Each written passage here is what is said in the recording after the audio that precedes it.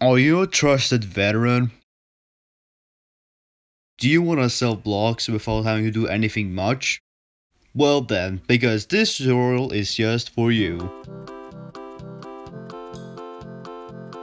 First, you need to own a mediocre word name which will be popular amongst the community, but don't forget that you need a sign that tells that only warlocks are allowed.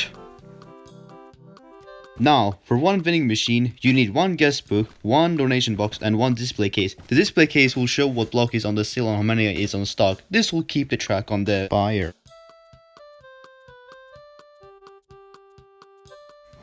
When a guest is coming over, and he's like needing some of these, he will be putting one warlock into the donation box. Then, he'll be writing down the word name in the guest book so you can know where the items will be delivered.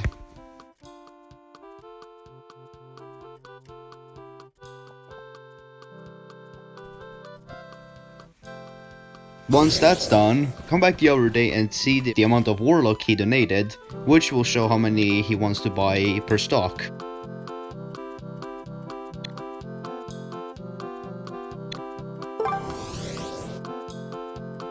Then go to the word name and find the donation box.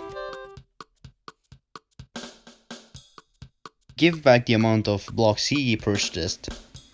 And that's how you make a vending machine.